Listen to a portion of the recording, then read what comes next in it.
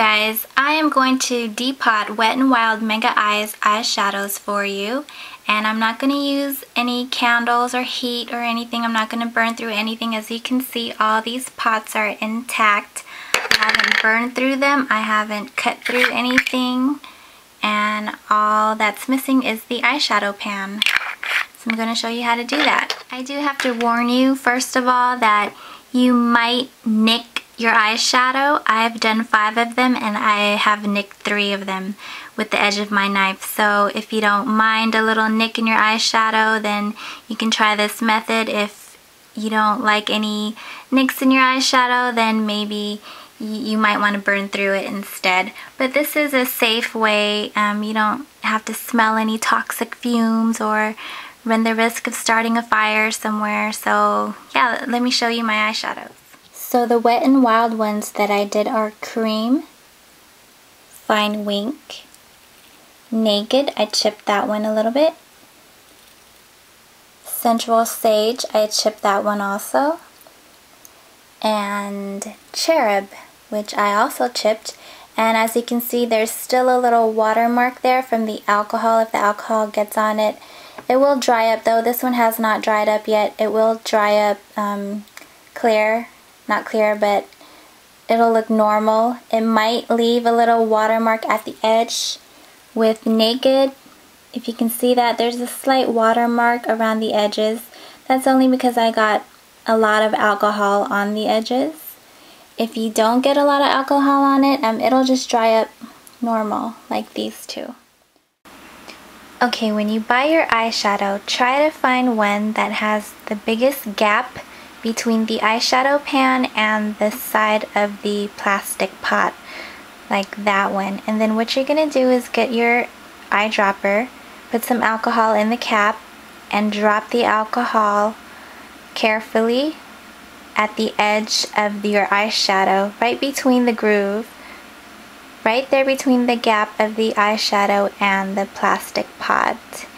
And you may have to do this about 5 or 6 times, and after each application you should let it sit for about a minute or so. So I'm still dropping a little alcohol in there, and just let it sit for a little bit and let the alcohol dissolve the glue in the pan. And there it is. It's settling in there. I'm gonna add a little more alcohol again, and this one took about 12 to 15 minutes for me. You will have to be patient. If you're not a patient person, you won't like this method at all. So I'm gonna try to stick my knife in there, and what I'm doing is I'm not prying it up like a lever, because if you do that you will bend your pan and your eyeshadow will crack. And I'm not twisting the knife, as you can see. If you do twist, you will bend your pan and your eyeshadow will also shatter. So it didn't work with the knife yet. It should be really loose. You should feel it really good. And if it's not loose yet, you just add more alcohol.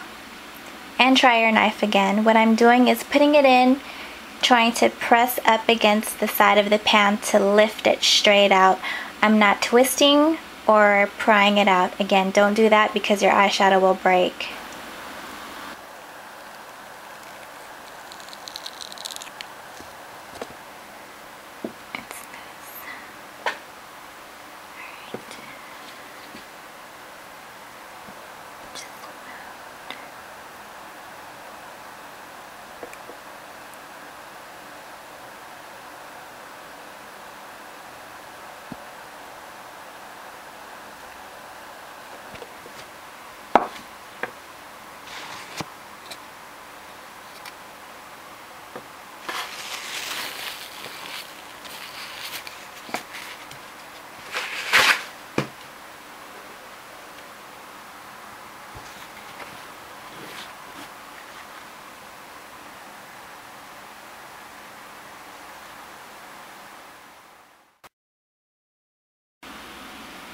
Okay, and all you need to do is get some super glue with your magnets. If you have the peel and stick ones, you won't need your super glue.